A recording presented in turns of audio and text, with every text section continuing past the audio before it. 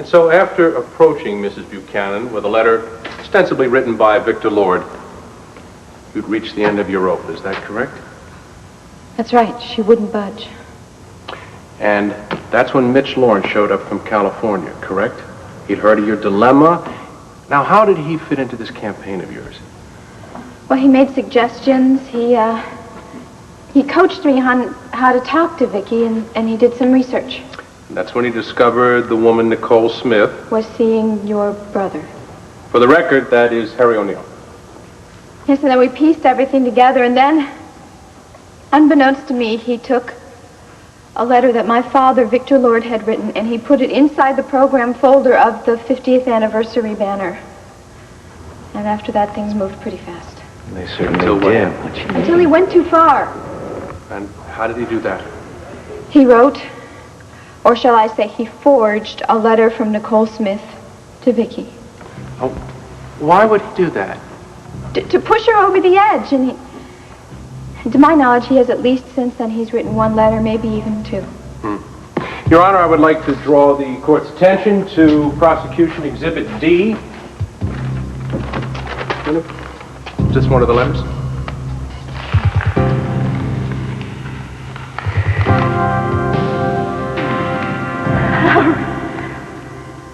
Harry. And oh God, Harry, he has to know. He has to know.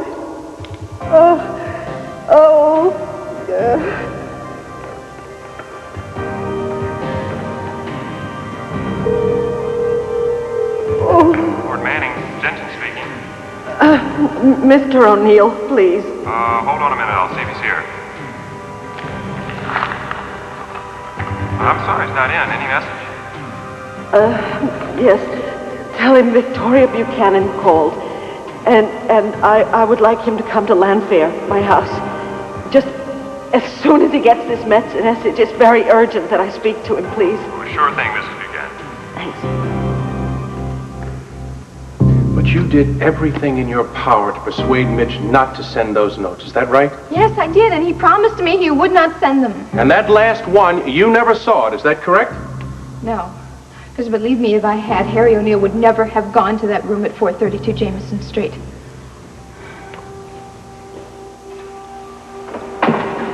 Well, aren't you the handsome one? How do you like the outfit? I like it a lot. Is it new? You are looking at Harry O'Neill's first summer suit ever. Well, I think it's about time. Your management, right? You got to look the part. Mm-hmm. Except, why do I get the idea that you're not all dolled up for a business meeting? Because I am going to dinner with Nicole Smith. Nicole? Yeah. Where are you taking her? She has invited me to dinner at her apartment on Jameson Street. Well, you seem pretty happy about it. Yeah, I'd be a liar if I said I wasn't. Well, I'm real happy for you. I hope it works out this time. So go on, ask him. Go on, ask him if he didn't write that letter. Please be seated, Miss Clayton. Counselor, I'm holding you responsible for seeing that your client does not give way to this kind of outburst again. I'm sorry, Your Honor. You know, you all right now? Yes. Okay. Why did you object so strongly to him sending those notes? Because they would hurt Viki. They were very unfair to Viki. Did you feel that those notes possibly weren't necessary? Look, 2 days before Mitch was supposed to have sent that last letter, Viki called me up. She wanted me to come and talk to her at Llanview, and I had no idea why, because we'd hardly been speaking, and she told me that she had finally accepted the fact that I was her half-sister, and that she also accepted my claim to the Lord name. That must have made you very happy. Yeah, it did. I was also very shocked. Did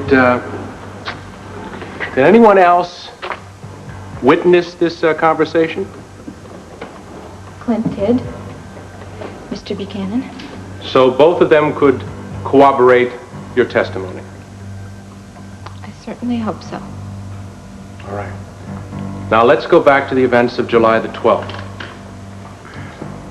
When did you first see Nicole Smith that day? I'm not sure of the exact time. I think it was around 2:30 that afternoon. Where was it? At the back street bar. It's near the river. Did you recognize her immediately? Well, sure, she had on the long red wig and everything. She was standing as close to me as you are. And after she walked in, what happened then? But at first I was so shocked I really didn't know what to do. Then when Nicole asked for some change to go make a phone call, I followed her, calling out to her, calling Viki. But she wasn't paying any attention to me. She just wanted to speak to Harry O'Neill. I kept trying to tell her who she was, telling her that she was Viki Buchanan, but she wasn't paying attention. She just got real upset, and she just let the phone drop and hang there, and she ran out of the bar. I was so surprised I didn't know what to do, and then But the first thing I did was I called Clint in his office, but I couldn't reach him, so I tried to find out where Nicole lived. And I ran right over there. And that would be the rooming house at 432 Jameson, right? Yes, that's correct. Tina, it's very important. When you got there, was Nicole Smith alone? She was there with Mitch.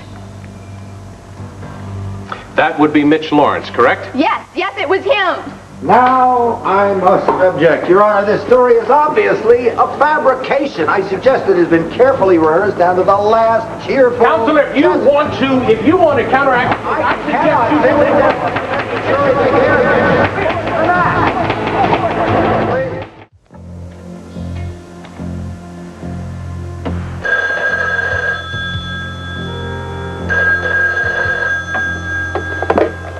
Yes. The sky is blue. Continue. I'm at her apartment. I take it the phone's attended to. Yes. Good. What about the rest of the apartment? I'm still searching, but nothing so far. Do you want the surveillance to go on? Of course. She must be watched every moment. Ring off, please.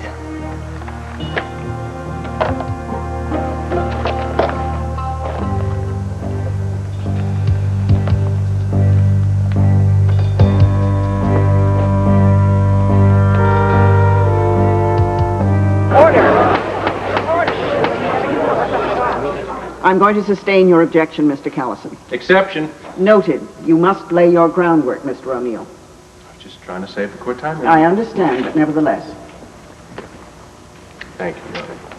Now, Tina, Mr. Callison is obviously not going to let us go in a straight line, so we'll have to back up a little bit. Objection. Sustained. Strike counsel's last remarks. Jury will ignore them. Sorry, Your Honor. Tina, you were obviously surprised to see Mitch at that rooming house. Why was that? Because he said he was going to be in Miami on business through the 12th. Did you try to telephone him there? Yes, I did. And did you reach him? Not directly. Well, what do you mean? I mean, I called him, but he was never there. I just left a message for him, and he called me back later. So, you had no way of knowing where those phone calls came from, is that correct? That's absolutely right. He could have called me from anywhere, from in Llanview, from right around the corner. Sustained. Strike witness's last answer. It's all right. I'll rephrase, Your Honor. Tina, you had absolutely no way of ascertaining where those phone calls originated from, correct? Yes.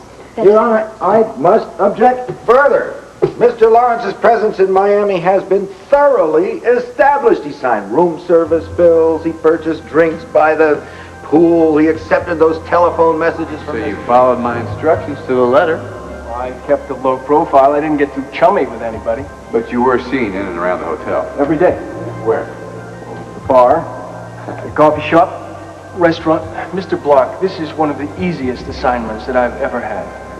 The hotel personnel, though, got to know you, right? Oh, yes, and I signed all the tabs Mitchell Laurence, like you told me to. But the fact remains, at no time was my client able to reach Mitchell Laurence. He could have hired somebody to impersonate him, to sign telephone bills. Objection. Sustained. All right, Tina, we're going to go back to the event. The actor that was in the movie. Yeah. The one that got mugged in the elevator? He knew Mitch. Just to go Now that I back think about it, and even to looked like him. rephrase and to recap You arrived at the rooming house at 4032 Jamerson. What did you see there? Tina, now I'll ask you the question again. What did you see when you arrived at the rooming house? Whips out the gun. He's going to shoot this guy. You, the heroine that you are, you charge him. You grab the gun. This is how the fingerprints get on the gun, okay? Also explains how the bullet got up in the ceiling. Now, Clint, by the way, is wearing gloves. He's a lot like Mitch. He's a very smart guy, okay? Listen, Harry tries to take off, okay?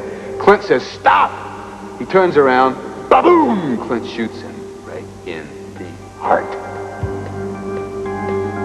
Tina, please, answer the question. What did you see when you arrived at that rooming house?